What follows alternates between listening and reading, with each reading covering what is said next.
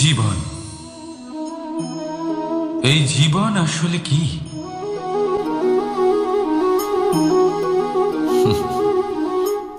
এই প্রশ্ন সবার মনেই এসে থাকে। সবার মন এই প্রশ্নের জন্যই চিন্তিত থাকে। এই জীবন আসলে কি? এর উদ্দেশ্য আসলে কি? কি করা যেতে পারে এই জীবনে? এই জীবন কি কিছু পাওয়ার, নাকি এই জীবন কিছু হারাবার? এই জীবন কি আসলে সেটাই যেখানে আমাদের পরমাত্মার খোঁজ করা উচিত, নাকি আমাদের ধাবিত করা উচিত নিজেদের স্বপ্নের লক্ষ্যে? এই জীবন আসলে কি? এই জীবন আসলে অত্যন্ত সরল। এ হলো শান্ত জলের মতো, একটা আয়নার মতো এই জীবন। এই জীবন আসলে ঠিক যেন এক আয়নার মতো। আয়না কি করে? আপনাকে সেটাই দেখায় যা আপনি করে থাকেন। আপনি হাসি মুখে আয়নার দিকে তাকান, আয়না আপনাকে আপনারই মুখ দেখাবে, সেই হাসি সমেত। আপনি রেগে গিয়ে আয়নার দিকে তাকান, আয়না আপনাকে সেটাই দেখাবে। আপনি প্রসন্নভাবে হেসে আয়নার দিকে তাকালে আয়না আপনাকে সেটাই দেখাবে। এটাই হলো জীবন, একটা আয়নার মতো। আপনি এটা ভাববেন না যে এই জীবন আপনাকে কি দিয়েছে, বরং এটা ভেবে দেখুন যে আপনি এই জীবনকে কি প্রদান করেছেন। যদি আপনি এই জীবনকে সুখ প্রদান করেন, আনন্দ দিতে পারেন, ভালোবাসা দিতে পারেন, তাহলে এই জীবনও আপনাকে সুখ, আনন্দ আর ভালোবাসাই দেবে। তাহলে আসুন এই সুখ, আনন্দ আর ভালোবাসা দিয়ে বলুন, রাধা রাধা।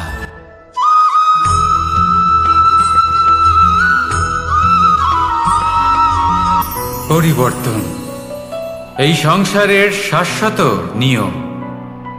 কোনো রাজা নেই যিনি চিরকাল রাজা থাকেন, কোনো ধনী ব্যক্তি নেই যিনি চিরকাল ধনী থাকবেন। এই সংসারে সূর্যের স্থান নেওয়ার জন্য চন্দ্রিমার আগমন ঘটে। কোন স্থান যাকে পতিত বলা হয়েছিল সেখানে মহল তৈরি হয়েছে। কোন স্থান যাকে আজ মলিন বলা হয়েছে কাল সেখানে মন্দিরও স্থাপন হতে পারে। কোনো ঋতু চিরকালের জন্য থাকে না, কখনো সময় চিরকাল একরকম থাকে না। আজ যে আপনার কাছে রয়েছে কাল অন্য কারোর ছিল, আজ যে আপনার কাছে রয়েছে কাল তা অন্য কারোর কাছে চলে যাবে। আপনার সাথে কিছু থাকলে তা হলো আপনার কর্ম, কিন্তু সেই কর্মের পরিণামও আপনার নয়। আপনি শুধু কর্ম করুন, বাকি সবকিছুই পরিবর্তনশীল। কিন্তু সেই পরিবর্তনকে দেখে ভয় পাওয়ার প্রয়োজন নেই, তাকে স্বাগত জানান। যদি আপনি হাসি মুখে সেই পরিবর্তনকে স্বাগত জানান, তাহলে এই পরিবর্তনও হাসি মুখে আপনার সাথে থাকবে। আসুন আমার সাথে ভালোবেসে বলুন, রাধা রাধা।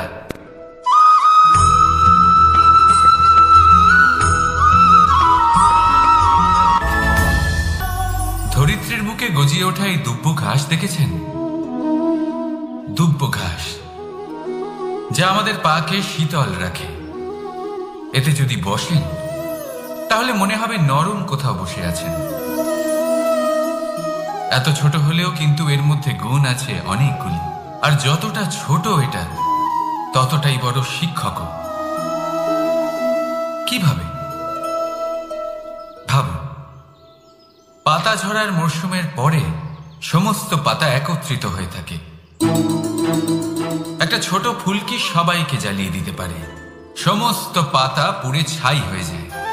কিন্তু এই ঘাসের কিছুই হয় না, সে যেমন ছিল তেমনই থাকে। কারণ কি হতে পারে? প্রথম কারণ, এরা ছোট হয়। দ্বিতীয় কারণ, এরা বিনম্র হয়, বড়ই সহজে দমে যায় এরা। তৃতীয় কারণ, এদের মধ্যে নমনীয়তা থাকে।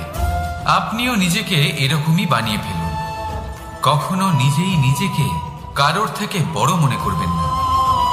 নিজের এই মনকে বিনম্র রাখুন। এবং সব থেকে বড় কথা, নিজের এই মনে সহানুভূতি, প্রেম আর বিশ্বাসের নমনীয়তা বজায় রাখবেন। যদি এরকম করতে পারেন তাহলে জীবন সবসময় সুখে কাটবে। রাধা রাধা।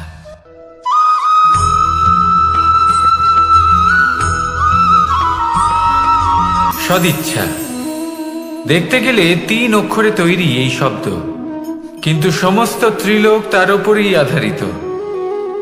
আপনি এই সংসারে এসেছেন, তখন অবশ্যই শ্বাস নেবেন, কিন্তু তার বদলে আপনাকে কিছু তো দিতেই হবে।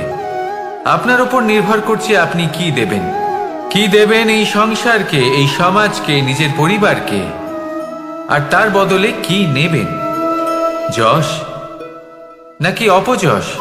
দেখুন, এক ছিল রাবণ, যে কিনা সমুদ্র পার করলো সীতাকে অপহরণ করার জন্য, আর এক ছিলেন রামচন্দ্র, যিনি সমুদ্র পার করেছিলেন, সেতু বানিয়ে গিয়েছিলেন সীতাকে ফিরিয়ে নিয়ে আসার জন্য। দুজনেই সমুদ্র পার করেছিলেন, শুধু পার্থক্য ছিল সদিচ্ছাকে বোঝার, লক্ষ্যের। অনেক মানুষের যাত্রা একরকম হতেই পারে, কিন্তু আনন্দ তখনই লাভ করবেন যখন লক্ষ্য শুভ হবে, মহান হবে। এই লক্ষ্য দিয়ে এই সংসারের কল্যাণ হবে এবং মানুষের সম্মান হবে। যদি আপনার সংকল্প উচিত হয় তাহলে আপনার লক্ষ্য উচিতই হবে, নয়তো শুধুমাত্র বিনাশ হবে। আর উচিত এটাই হবে যে বিনাশের হাত থেকে যেন নিজেকে বাঁচানো যায়, কি বলেন? তাই জীবনে যে লক্ষ্য স্থির করছেন, মনে রাখবেন তা যেন শুভ লক্ষ্য হয়। যদি এরকম হয় তাহলে আপনার যাত্রা, আপনার জীবন দুটোই শুভময় হবে। আসুন আর আমার সাথে ভালোবেসে বলুন, রাধা রাধা।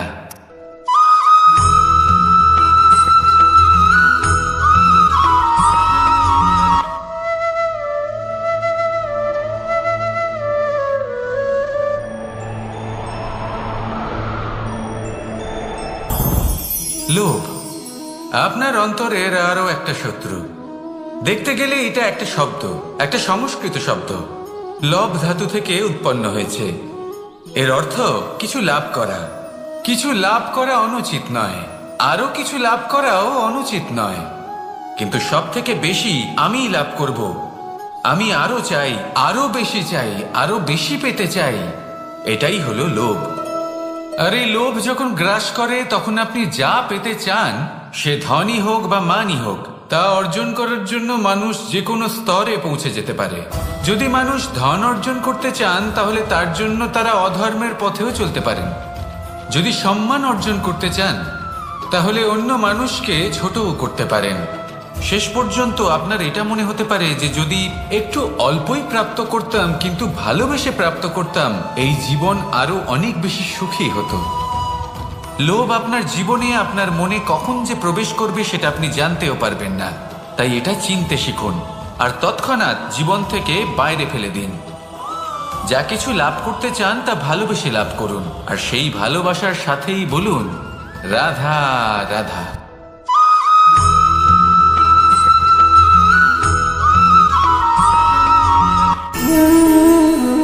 সঞ্চয় মানুষের যখন থেকে বোধ বুদ্ধি হয়, সঞ্চয় করতে আরম্ভ করে দেন। সঞ্চয় করতে থাকেন ভোজনের, সঞ্চয় অর্থের, সঞ্চয় শক্তির। নিজের জন্য করেন, নিজের পরিবারের জন্য করেন, নিজের স্ত্রীর জন্য করেন, সন্তানের জন্য করেন, সন্তানের সন্তানের জন্য সঞ্চয় করেন। সঞ্চয় করার জন্য ওনার কাছে অনেক কারণ রয়েছে, কারণ উনি এটা ভাবেন যে এই সঞ্চিত শক্তির জন্য কেউ ওনার কোনো ক্ষতি করতে পারবে না। মানুষ ভুলে যান একটা গুরুত্বপূর্ণ কথা, এই সত্য, উনি এই সংসারে খালি হাতেই এসেছিলেন, আর এখান থেকে ওনাকে খালি হাতেই যেতে হবে। যা এখানকার তা এখানেই থেকে যাবে। আর যদি কিছু ওনার সাথে যায় তা হলো ওনার কর্ম, আর কিচ্ছু নয়। তাই যদি কিছু অর্জন করতে চান তাহলে শুভ কর্ম অর্জন করুন, আত্মশক্তি অর্জন করুন, কারণ পরলোকে এটাই হবে আপনার সম্পত্তি। তাহলে কি এটা আপনি অর্জন করতে চান না? আসুন আর আমার সাথে ভালোবেসে বলুন, রাধা রাধা।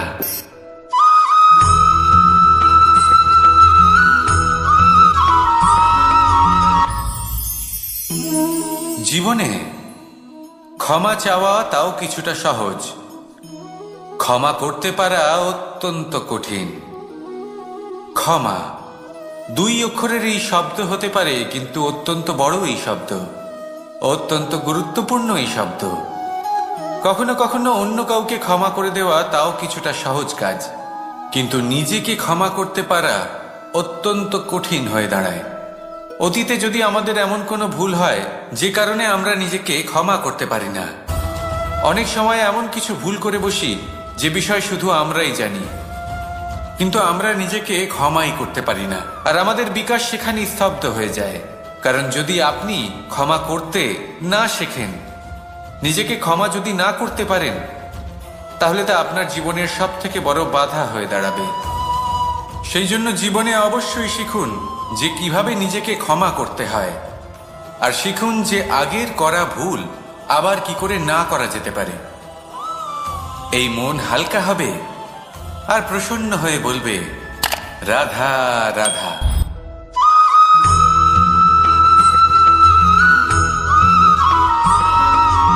বটবৃক্ষের বীজ সর্ষের দানার থেকেও ছোট হয়, কিন্তু যখন তা নিজের রূপ ধারণ করে তখন তা বিশাল বৃক্ষের আকার ধারণ করে, যা সহস্র বছর ধরে বেঁচে থাকে, ছায়া প্রদান করে, পাখিদের আশ্রয় প্রদান করে, আর দেয় পথচারীদের বিশ্রাম করার স্থান। কেন? কারণ সেই ছোট বীজ তা মাটির ভেতরে গিয়ে নিজের খোলস ত্যাগ করে। অন্ধকারে থাকে সে, যতই আলো আসুক না কেন, যতই বর্ষা আসুক না কেন, সব সহ্য করে। আর তারপরে একটা চারা গাছ অঙ্কুরিত হয়, তারপর ধীর গতিতে একটা বিশাল বৃক্ষতে পরিণত হয়। দেখুন, জীবনে কঠিন সময় আসে, এই জন্য নয় যে আপনি হার মেনে নেবেন, এই জন্য আসে যাতে আপনি ভবিষ্যৎ নির্মাণের জন্য নিজেকে তৈরি করতে পারেন। যদি কঠিন সময়ে আপনি ওই বীজের মতো দৃঢ় হয়ে থাকতে পারেন, তাহলে আপনিও একদিন সেই বিশাল বৃক্ষের মতো নিজের অস্তিত্ব গড়ে তুলতে পারবেন, যা সহস্র বছর পর্যন্ত মনে রাখা হবে। আসুন আমার সাথে ভালোবেসে বলুন, রাধা রাধা।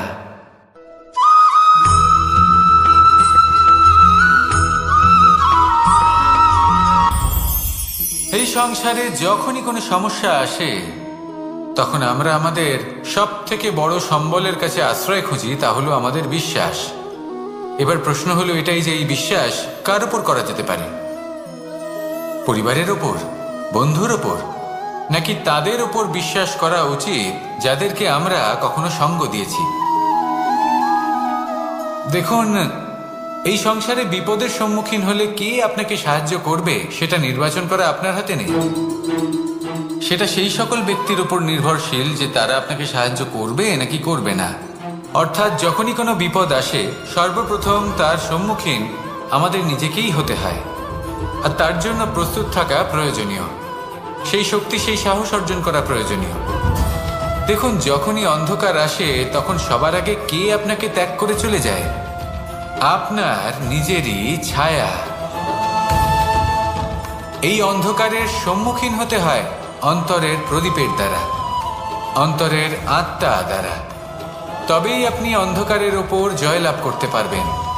সেই জন্য যে বিপদই আসুক না কেন, নিজেকে তার জন্য প্রস্তুত রাখা উচিত। সেই সাহস নিয়ে আসুন। এমন কোনো বিপদ নেই যা আপনাকে ভেঙে দিতে পারে। আসুন আমার সাথে ভালোবেসে বলুন, রাধা রাধা।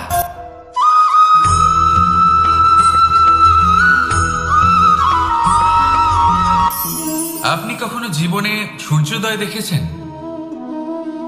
কত প্রশান্তিদায়ক, কত শক্তিদায়ক হয়। মনের মধ্যে যেন একটা নতুন প্রেরণা দান করে, একটা নতুন উৎসাহ। কিন্তু যদি আপনি উঠতে দেরি করেন, তাহলে আপনি এই সূর্যোদয় দেখতেই পাবেন না। ঠিক এরকমই হয় আমাদের জীবনেও। সুযোগ সূর্যোদয়ের মতো।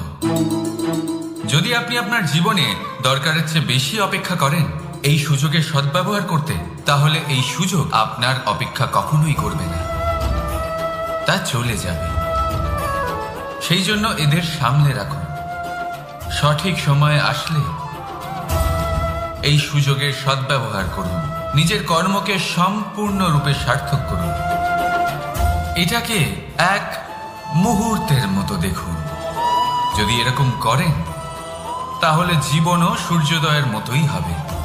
এতে সন্তুষ্টি থাকবে, গৌরব থাকবে, আর থাকবে শান্তি।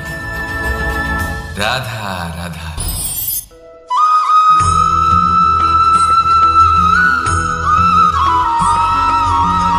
মানুষ সবসময় চায় যে তার জীবনে যেন কখনো কোনো সমস্যাই না আসে। সে চায় তার জীবন যেন শুধুমাত্র শান্তি এবং সুখের দ্বারা পূর্ণ থাকে। কিন্তু এই চাহিদা অনুচিত কিছু নয়। আমরা সবাই এটাই চাই যে জীবনে সুখ থাক, শান্তি থাক। কিন্তু এই কথা সবসময় মনে রাখবেন, যে সূর্য উদিত হন সংসারকে প্রকাশমান করেন, দুপুরবেলায় সংসারকে রৌদ্র প্রদান করেন, সন্ধেবেলায় তাকেও অস্ত যেতে হয়। এবার আমাদের জীবন চক্র কিছুটা এরকমই। কোনো কিছুই চিরকাল একরকম থাকে না। কখনো এই নদীকে দেখুন, যা বয়ে চলেছে। এই নদী যা বয়ে চলেছে তার পথেও অনেক বিপদ আসে। বড় বড় পাথরের সম্মুখীন হয়ে তাকেও সামনে এগিয়ে যেতে হয়। একটি পুকুর যা চারদিক থেকে ঘেরা, তার জীবনে কিন্তু কোনো সমস্যা নেই। কিন্তু এই সংসারে পুকুরের পুজো করা হয় না, পুজো করা হয় নদীকে। মনে রাখবেন, সমস্যার ঊর্ধ্বে তিনি উঠতে পারেন যিনি সমাধি লাভ করেছেন, যিনি এই সংসারেই নেই। যিনি এই সংসারে আছেন এবং জীবিত আছেন, তার জীবনের সমস্যা হলো শ্বাসবায়ুর মতোই গুরুত্বপূর্ণ। আসুন আমার সাথে ভালোবেসে বলুন, রাধা রাধা।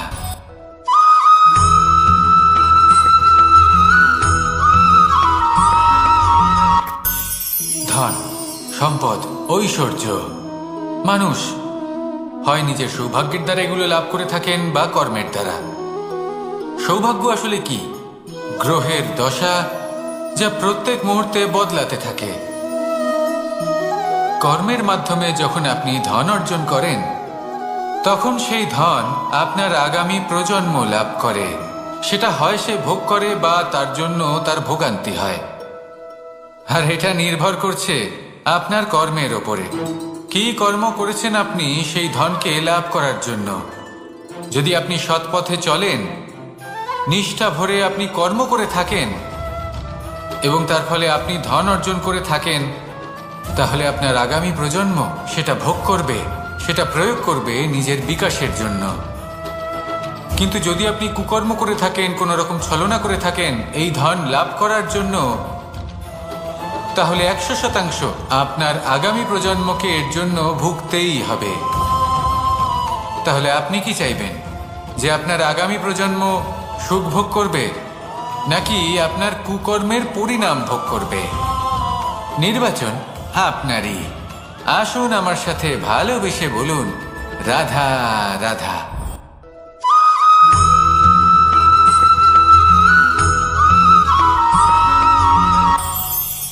আজ আমি আপনাকে একটা ছোট্ট কাহিনী শোনাবো। একবার আমি, রাধা আর দাদা আমরা তিনজনে মিলে লুকিয়ে একটা উপবনে গেলাম আম পেড়ে খেতে। অনেক পরিশ্রম করে আমরা ওখানে পৌঁছলাম আর আমরা আশ্চর্যচকিত হয়ে গেলাম এটা দেখে যে এবার তো আম পাকেইনি। এবার দাদা কি করলেন, একটা আম পাড়লেন আর সেটা চাখলেন, আর উনি নিরাশ হয়ে পড়লেন। উনি বললেন যে এটা তো খুবই টক। তারপর রাধা একটা আম পাড়লো আর সেটা চেখে দেখলো, আর রাধা উৎসাহিত হয়ে পড়ল। আমি রাধাকে জিজ্ঞেস করলাম, কি হয়েছে, তুমি এত উৎসাহিত কেন? তখন রাধা বলল যে এবার এত বেশি টক আম হয়েছে যে এগুলো দিয়ে আমরা আচার বানাবো। তাহলে দাদা ওখান থেকে বেরিয়ে গেলেন নিরাশ হয়ে এবং খালি হাতে। রাধাও ওখান থেকে বেরিয়ে গেল কিন্তু উৎসাহিত হয়ে, আর অনেকগুলো কাঁচা আম সাথে নিয়ে। এর থেকে আমরা কি শিক্ষা পেতে পারি? যে প্রত্যেকটা স্থানে এমন কিছু রয়েছে যেখান থেকে আমরা কিছু একটা শিক্ষা লাভ করতে পারি, যা আমাদেরকে বিকাশের পথে নিয়ে যেতে পারে। এই শিক্ষা প্রত্যেক স্থানে আছে। সবকিছু আমাদের দৃষ্টিভঙ্গির উপর নির্ভর করছে। যখনই আমাদের জীবনে, আমাদের সম্পর্কে কোনো সমস্যা, কোনো বিপদ আসে, তখন বেশিরভাগ মানুষ সেই বিষয় নিয়ে দুঃখী হয়ে পড়েন। আর কিছু মানুষ এমনও থাকেন যারা শেষ পর্যন্ত তার সমাধান করেন, বিপদকে পরাজিত করেন, সম্পর্কগুলিকে আবার জুড়ে দেন। যদি আপনি সুখের খোঁজ করেন তাহলে আপনি সুখ অবশ্যই পাবেন, প্রসন্নতা অবশ্যই পাবেন। যদি আপনি দুঃখ খোঁজেন তাহলে দুঃখ অবশ্যই পাবেন। এবার আপনি কি খুঁজতে চান সেই চয়ন আপনারই। আসুন আর আমার সাথে ভালোবেসে বলুন, রাধা রাধা।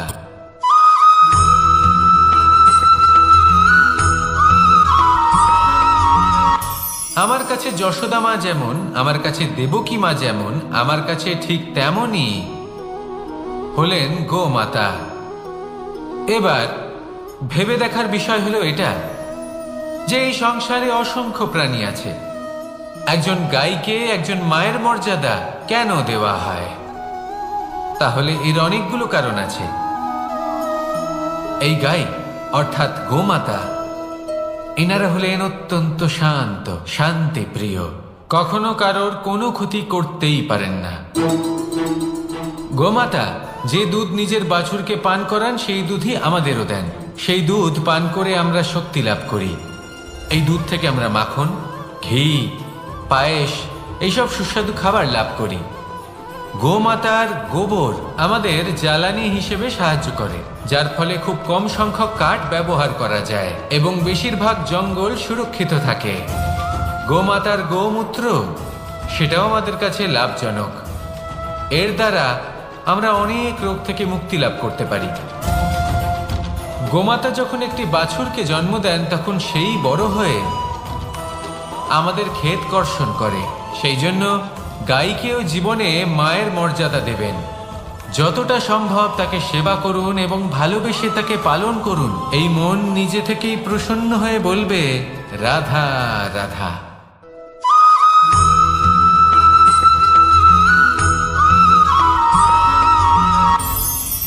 কখনো কোনো প্রজাপতিকে উড়তে দেখেছেন? কি সুন্দর উড়ে বেড়ায় সে, এক ফুল থেকে অন্য ফুলে, এক পাতা থেকে অন্য পাতার ওপর। কিন্তু সে কিভাবে উড়তে শেখে কখনো ভেবেছেন? জন্ম থেকেই কিন্তু প্রজাপতির ডানা থাকে না। ও কিন্তু ছোট্ট একটা ডিমের আকারে জন্ম লাভ করে। তারপর সেই ডিমটি ভেঙে একটি কীট বাইরে আসে। আস্তে আস্তে সে বড় হয়, ওর শক্তি বৃদ্ধি পায়। তারপর সে সেই কীট দশা ত্যাগ করে নিজের ডানাগুলি মেলে। এই প্রক্রিয়া তার কাছে সরল নয়, অত্যন্ত যন্ত্রণাদায়ক প্রক্রিয়া, কিন্তু সে সেই যন্ত্রণা মেনে নেয়। আর তারপর আস্তে আস্তে সে উড়তে শেখে। শুধুমাত্র আকাশে উড়ে বেড়ায় তা নয়, আমাদের মনের মাঝে উড়ে বেড়ায়। এবার এই ডিম থেকে প্রজাপতি হয়ে ওঠার যে যাত্রা, এটা যতটা কঠিন ততটাই কঠিন হয় এই সংসারে শ্রেষ্ঠ কর্ম করা, ততটাই কঠিন হয় এই সংসারে মহান হয়ে ওঠা। সেই জন্য প্রয়োজনীয় প্রচেষ্টা এবং সময়। নিরন্তর প্রচেষ্টা করতে থাকুন, পর্যাপ্ত সময় নিন এবং আপনি নিজেকে এই আকাশে উড়ন্ত অবস্থায় পাবেন। আসুন আমার সাথে ভালোবেসে বলুন, রাধা রাধা।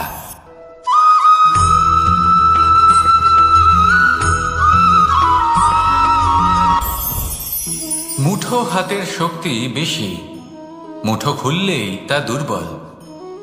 তা এমন কি থাকা উচিত এই বন্ধ মুঠোয় যা লাখের সমান?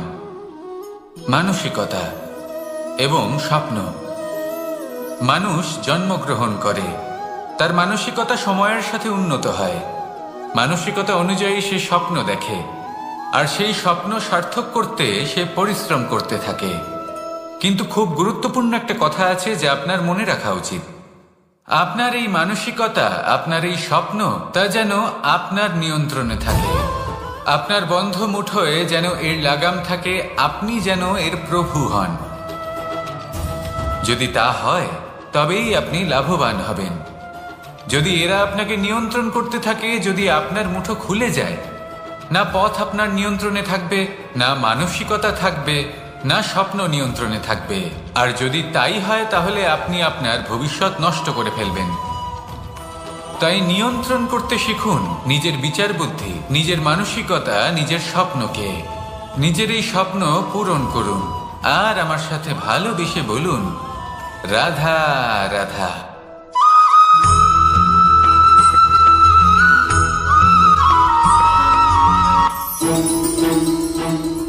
রাধা রাধা। আপনারা হয়তো ভাবছেন কি আশ্চর্য ব্যাপার, প্রত্যেকবার আমি কথা শেষ হওয়ার পরে রাধা রাধা বলি। এইবার আমি আগেই বলে দিলাম। কারণটা কি? কারণ হলো অত্যন্ত বিশেষ। প্রত্যেকবার কথা সমাপ্ত হবার পরে আপনাদের সবার মধ্যে ভালোবাসা বিতরণ করতে চাই, তাই রাধা রাধা বলি। কিন্তু এইবার এই নতুন এবং বিশেষ সূত্রপাতে প্রথমে প্রেম বিতরণ করা অত্যন্ত আবশ্যক। এবার একটা বিষয় আছে যা জানেন হয়তো সকলেই, কিন্তু বুঝতে খুব কম জন পারেন। এই প্রেম, এই আনন্দ, এই সকল কিছুর সূত্রপাত হয় নিঃস্বার্থ আবেগের দ্বারা। ঠিক যেমন একজন মাতাকেই দেখে নিন। যখনই একজন মাতা সন্তানকে জন্ম দেন, তখন এই সংসার ভুলে যায় যে তার জন্য এটা একটা নতুন জন্ম। কারণ একজন নারী তখন একজন মাতৃরূপে নতুন ভাবে জন্ম নেন। একজন নারী স্ত্রী ও গৃহবধূ রূপে কিছু অধিকার লাভ করে থাকেন, কিন্তু তিনি যখন মা হয়ে যান তখন তিনি শুধুই দান করতে শেখেন। নিজের সন্তানের জন্য কত কিছুই না করেন, তাকে বাৎসল্যের সাগরে ভাসিয়ে নিয়ে যায়। এই সংসারে রাজকুমার জন্ম নিতেই পারেন, তাকে রাম এবং লক্ষ্মণ কিন্তু মায়েরাই বানিয়ে তোলেন। একজন গোয়ালা জন্ম নেয়, তাকে দ্বারকাধীশ একজন মাই বানিয়ে তোলেন। পিতা হলেন সেই পর্বত যার একটা অংশ হলো তার সন্তান, কিন্তু মা হলেন সেই শিল্পী যিনি একটা পাথরকে খোদাই করে এমন এক মূর্তি গড়ে তোলেন যাকে সকলে পূজনীয় মনে করেন। তাহলে স্মরণ করুন সেই সকল মুহূর্ত যেগুলি আপনি নিজের মাতার সাথে অতিবাহিত করেছেন। অনুভব করতে পারবেন যে কিভাবে এক মুহূর্তেই এই মন প্রফুল্ল হয়ে ওঠে। এবারের কারণ কি? এর কারণ হলো এই জীবনের আসল দ্বারই হলো মমতা।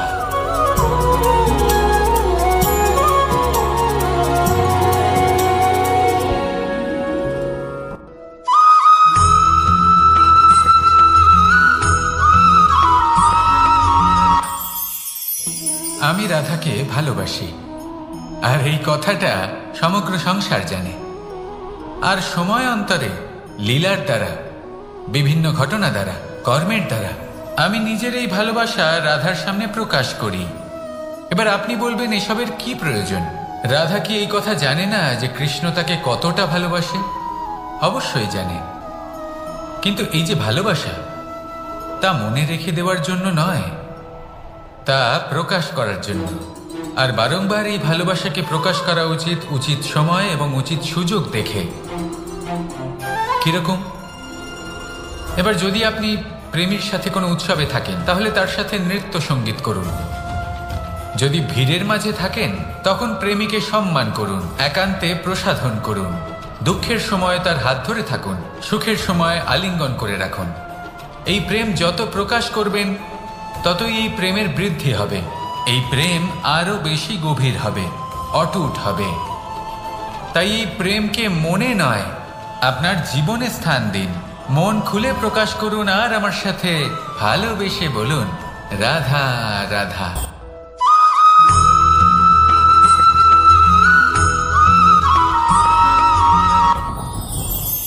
যত শক্তিশালী এই মন, তত শক্তিশালী এই শরীরও। এই যে আমাদের শরীর, এটা আসলে কি? এ হলো একটা রথের মতো। আর একটা রথ ততক্ষণ চলতে পারবে না যতক্ষণ না তাকে কোনো সারথি চালাবে। এই মন হলো শরীরের সারথি। এবার ভাবুন, যদি এই সারথি শক্তিহীন হয়, দুর্বল হয়, তাহলে এই রথের কি হবে? এটা উচিত পথে চলতে পারবে না, উচিত গতিতে চলতে পারবে না, মন মতো স্থানে এটা পৌঁছতেও পারবে না। সেই জন্য মনের শক্তি অত্যন্ত প্রয়োজনীয়। এবার মনের শক্তি আমরা কোথা থেকে লাভ করি? দৃঢ়তার শক্তি থেকে। এবার এই শক্তি আমরা কিভাবে বাড়াতে পারি? আমরা প্রতিদিন কিছু নতুন স্থির করি, কিছু ছোট কিছু বড়।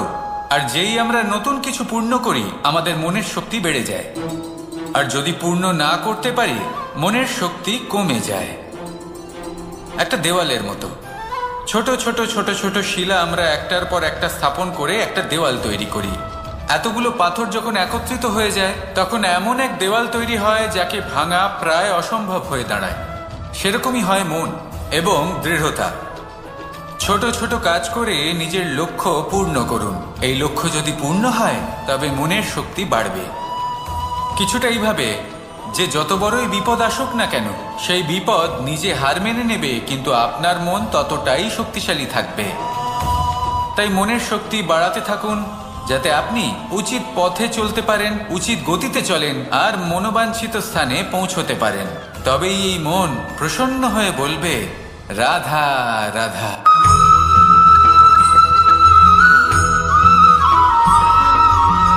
কিছু মানুষ বলেন যে নিরন্তর কাজ করলে, পুরুষার্থ পালন করলে এই জীবন বদলে ফেলা সম্ভব।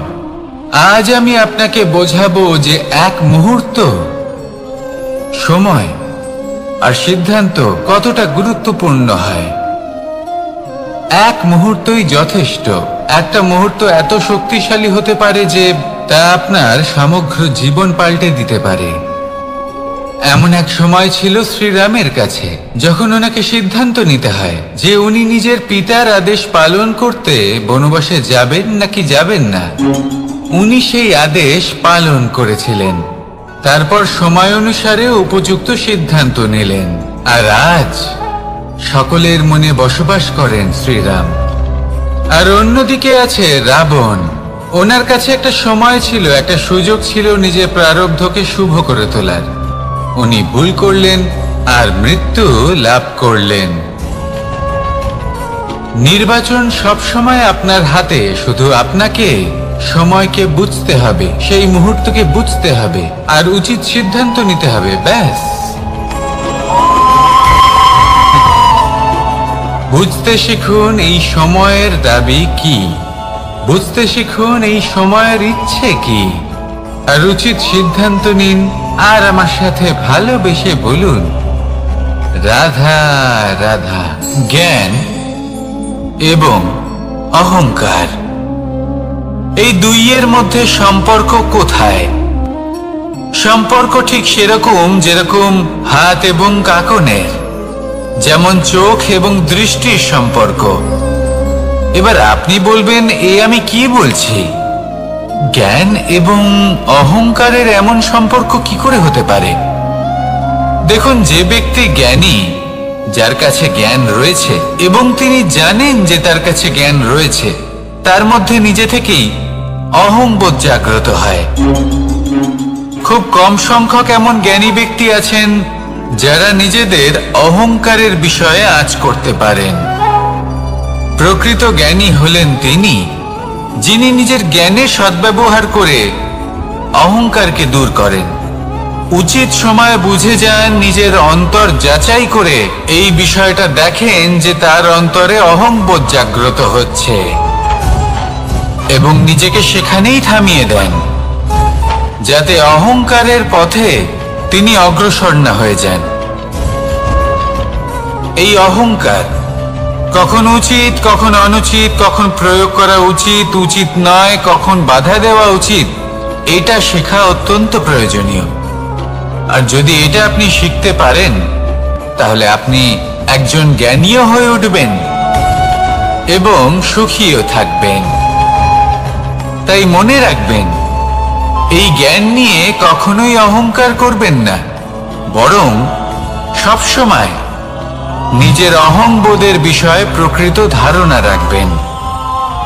আসুন আমার সাথে ভালোবেসে বলুন, রাধা রাধা।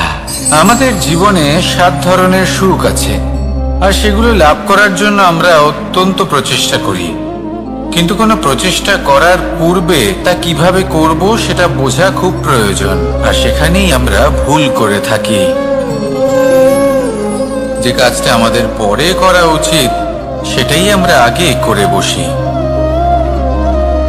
আপনাকে স্পষ্ট করে বোঝাই, প্রত্যেক সুখের সাথে দুটি ক্রিয়া জড়িত থাকে।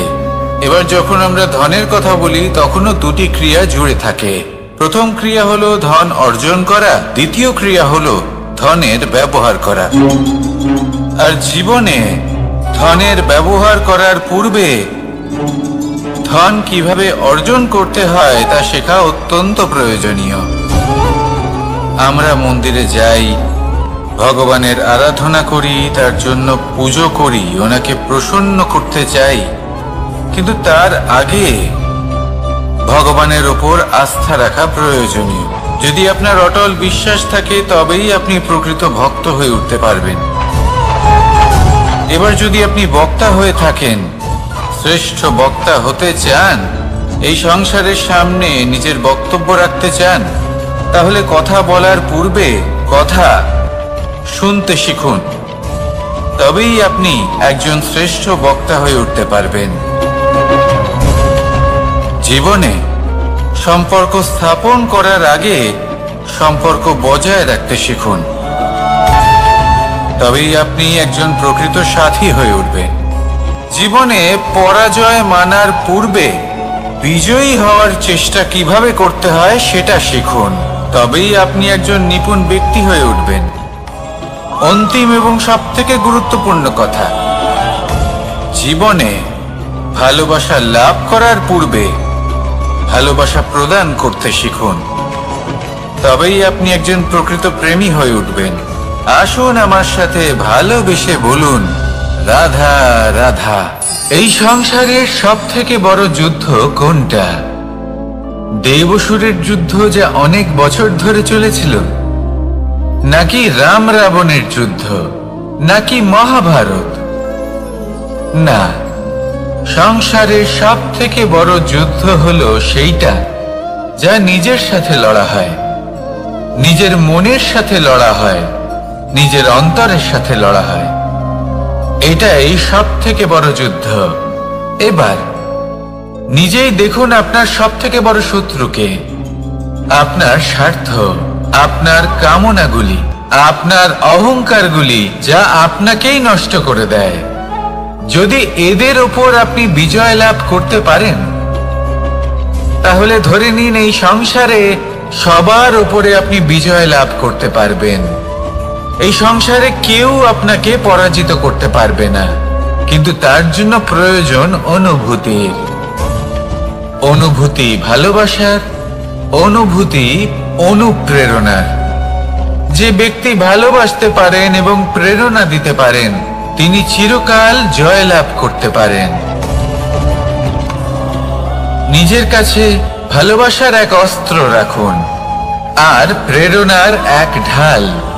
জীবনে কেউ আপনাকে পরাজিত করতে পারবে না। আসুন আর আমার সাথে ভালোবেসে বলুন, রাধা রাধা। সৌন্দর্য। মানুষ নিজের সৌন্দর্যের বিষয়ে কতটা ভাবে, চায় যে সে সব থেকে বেশি রূপবান হবে, সব থেকে বেশি সুন্দর হবে, কিন্তু সৌন্দর্যের পরিভাষা কি তা কি সে জানে? কোনো মাকে জিজ্ঞেস করুন, ওনার জন্য সৌন্দর্যের পরিভাষা ওনার সন্তান। কোনো ভক্তকে জিজ্ঞেস করুন, ওনার জন্য সৌন্দর্যের পরিভাষা ওনার ভগবান। শ্রীরামকে জিজ্ঞেস করুন, ওনার জন্য সৌন্দর্যের পরিভাষা হলো হনুমান। ভাঙা হানু, ফুলে যাওয়া মুখ, দেখতে গেলে উনি বানর, লম্বা লেজ, এত নিরীহ যে ওনাকে অমূল্য মালা দিলে সেটা ছিঁড়ে তার ভেতরে শ্রীরামকে খুঁজছিলেন। কিন্তু ওনার ভাবনা কত সুন্দর। উনি এটা বিশ্বাস করেন যে সংসারের যতই মূল্যবান জিনিস দিয়ে এই মালা তৈরি করা হোক না কেন, যদি এর মধ্যে শ্রীরাম না থাকেন তাহলে এর মধ্যে কোনো অর্থ নেই। সৌন্দর্য রূপে নয়, ভাবনায় নিহিত থাকে। যদি আপনি সৌন্দর্য প্রাপ্ত করতে চান তাহলে তা কর্মে নিয়ে আসুন, ভাবনায় এবং বিচারে নিয়ে আসুন। এই সৌন্দর্য আপনার সাথেই থাকবে। যদি আপনি সৌন্দর্যকে রূপের মধ্যে খোঁজেন তাহলে কিছুক্ষণের জন্য পাবেন, সেই সৌন্দর্য সময়ের সাথে হারিয়ে যাবে। সৌন্দর্য যদি পেতে চান, খুঁজতেই চান, তাহলে হৃদয় খুঁজুন, কর্মে খুঁজুন। মন প্রসন্ন হয়ে বলবে, রাধা রাধা। এই সংসারে মানুষ জন্মগ্রহণ করেন, বড় হতে থাকেন, পুরুষার্থ লাভ করেন, অর্জন করেন। অর্জন করা আসলে কি? বেশিরভাগ মানুষ বলেন অর্জন করা অর্থাৎ ধন সম্পত্তি অর্জন করা। আর কি অর্জন করা যায়? আর কি লাভ করা যায়? আসল প্রশ্ন হলো এটাই যে কি এমন আছে যা বাস্তব রূপে অর্জন করার যোগ্য। তা হলো ব্যবহার, জ্ঞান এবং সন্তোষ। কেন? কারণ আপনি যখন এই সংসার ছেড়ে চলে যাবেন তখন আপনার ধন সম্পত্তি আপনাকে বিদায় জানাতে আসবে না। আপনাকে বিদায় জানাতে আসবে আপনার আপনজন, যাদের সাথে আপনার সুসম্পর্ক ছিল। সমগ্র সংসারে সহস্র মানুষ ধন অর্জন করে থাকেন। শ্রেষ্ঠ মানুষ হলেন তিনি যিনি ব্যবহার, জ্ঞান এবং সন্তোষ অর্জন করে থাকেন, একে সকলের মধ্যে বিতরণ করেন। তাই এটাই করুন আর আমার সাথে ভালোবেসে বলুন, রাধা রাধা। সেই কখন থেকে এই পুস্তকটিকে দেখছি, কিন্তু এর থেকে আমি কোনো জ্ঞান লাভ করতেই পারছি না। এবার আপনি বলবেন যে আজ কেমন বিচিত্র কথা বলছি আমি। যদি এই পুস্তক থেকে আমাকে জ্ঞান লাভ করতে হয় তাহলে শুধুই তাকিয়ে থাকলে হবে না। আমাকে এই পুস্তককে খুলতে হবে, পড়তে হবে, তাকে বুঝতে হবে, তবেই তো জ্ঞান প্রাপ্তি হবে। বড়ই সহজ একটা ব্যাপার, কিন্তু একে যাপন করা অত্যন্ত কঠিন, তাই না? আপনি নিজেকেই দেখে নিন। আপনার কাছে অনেক জ্ঞান রয়েছে। সহজ থেকে সহজতর জ্ঞানের কথা যদি বলি, আপনি এটুকু তো জানেন যে সত্যি কথা বলা ভালো কাজ, দান করা হলো পুণ্যের কাজ। আপনি জানেন যে পরিশ্রম করলে সাফল্য আসবে।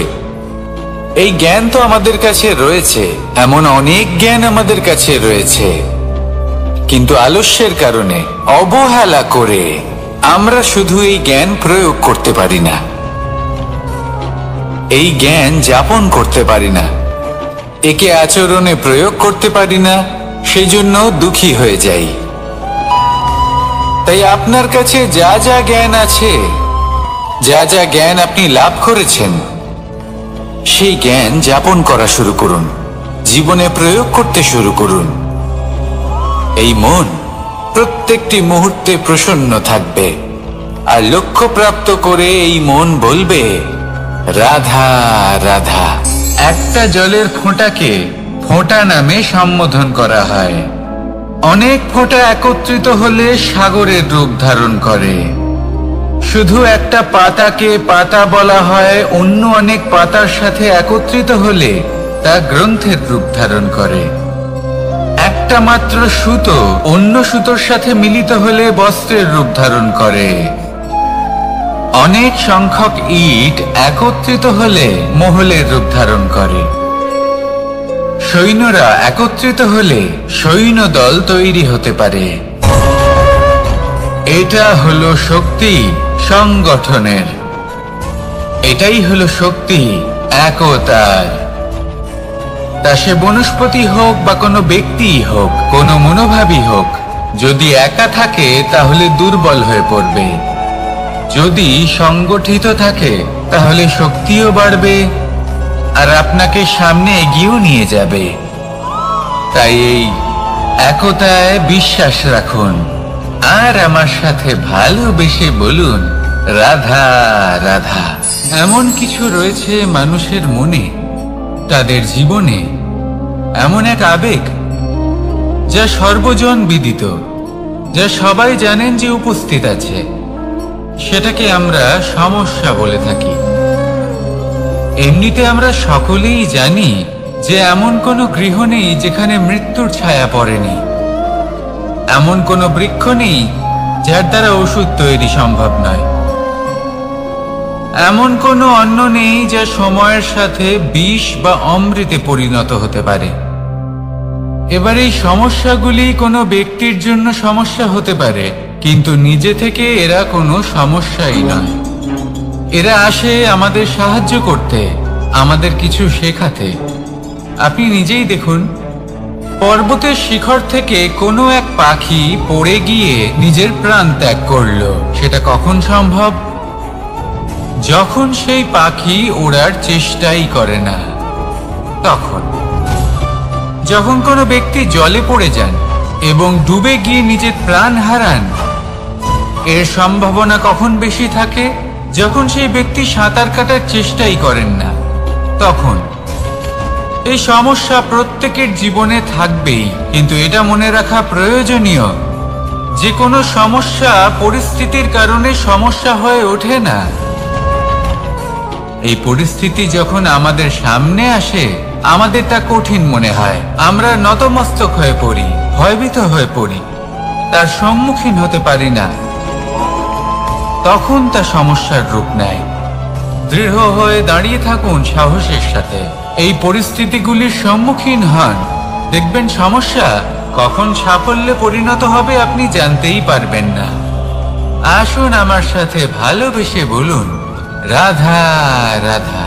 এই সংসারে কখনো কোনো ব্যক্তিকে তার বাইরের পোশাক দেখে বিচার করার চেষ্টা করবেন না।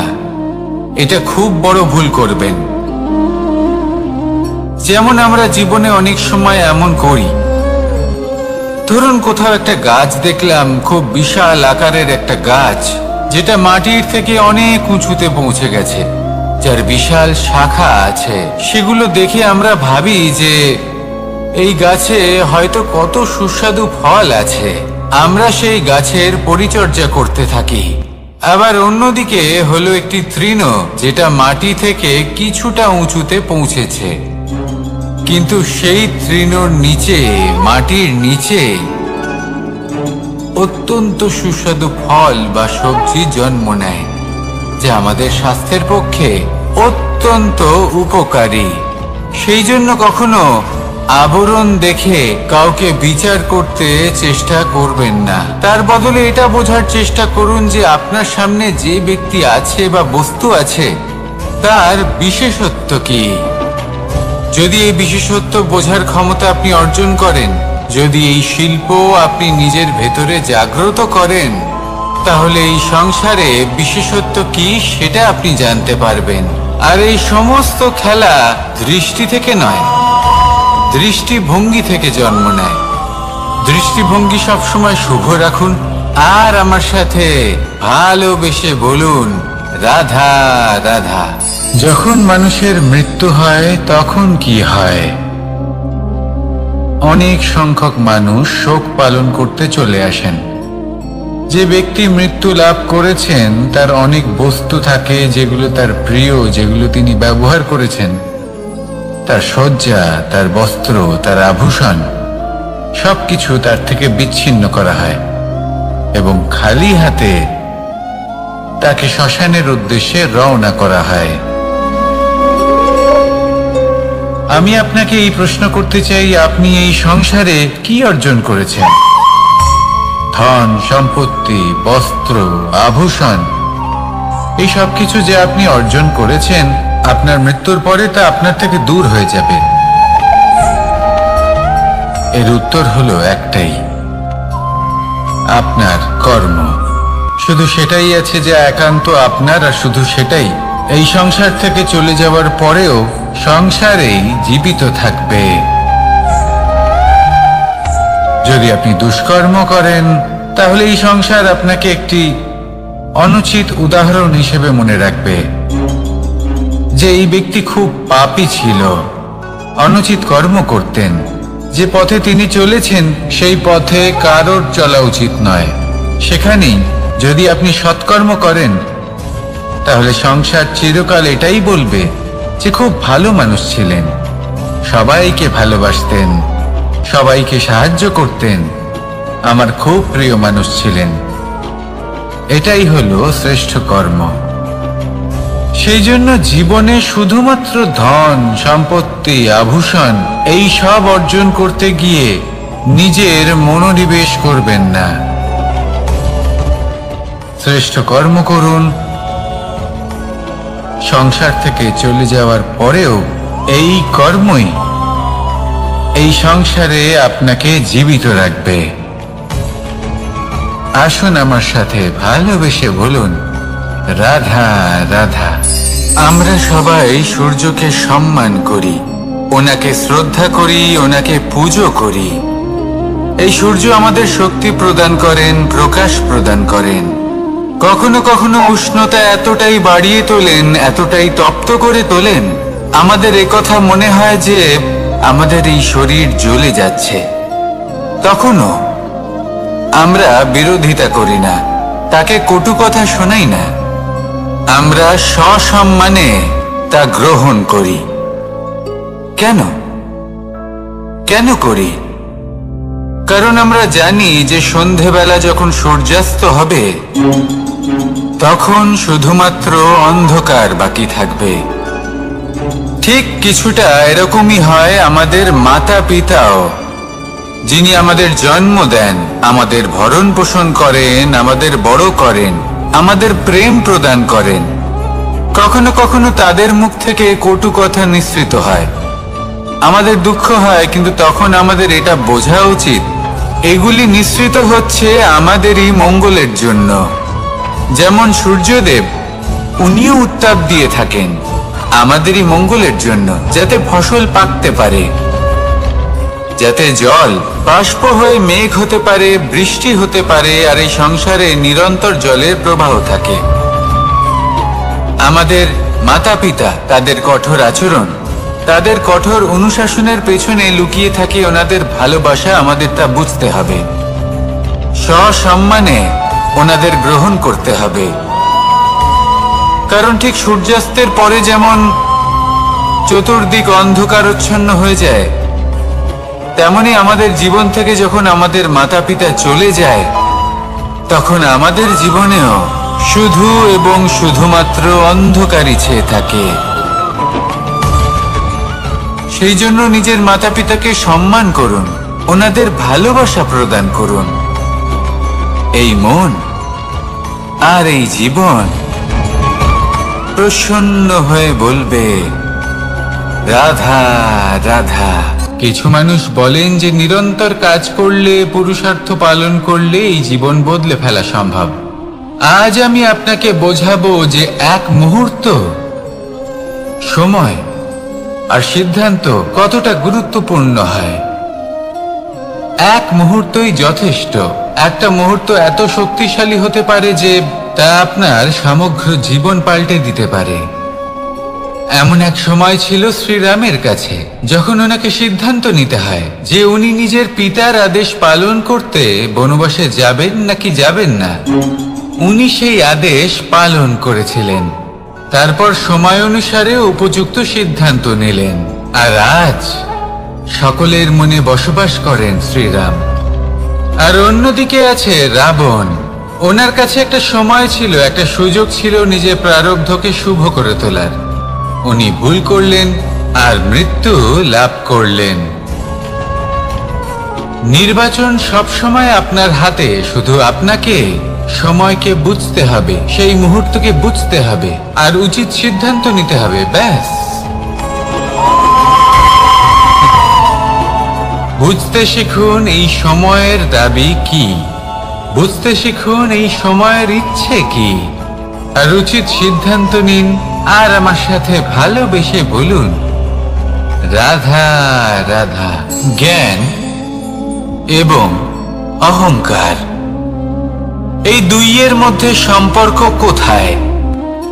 সম্পর্ক ঠিক সেরকম যেরকম হাত এবং কাঁকনের, যেমন চোখ এবং দৃষ্টির সম্পর্ক। এবার আপনি বলবেন, এ আমি কি বলছি?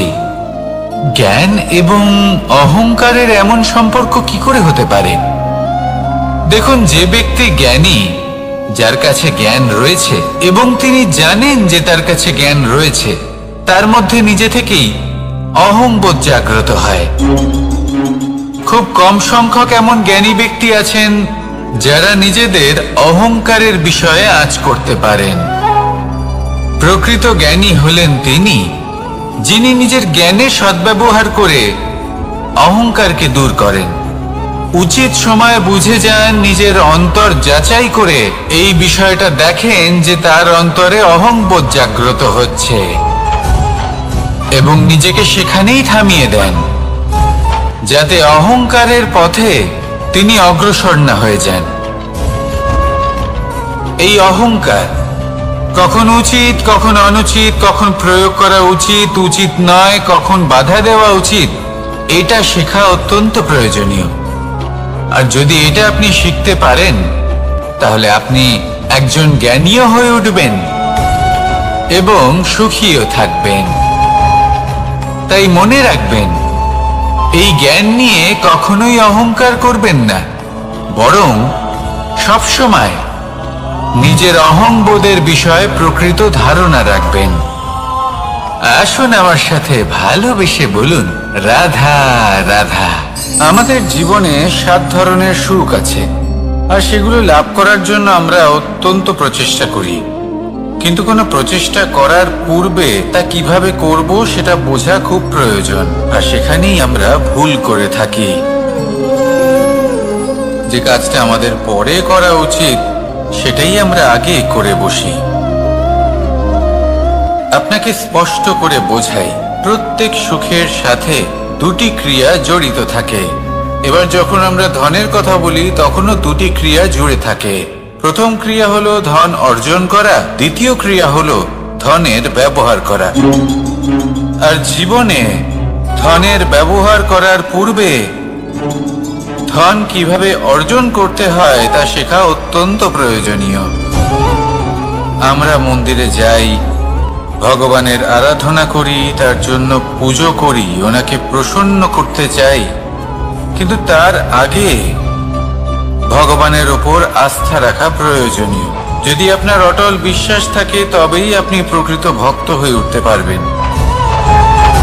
এবার যদি আপনি বক্তা হয়ে থাকেন, শ্রেষ্ঠ বক্তা হতে চান, এই সংসারের সামনে নিজের বক্তব্য রাখতে চান, তাহলে কথা বলার পূর্বে কথা শুনতে শিখুন।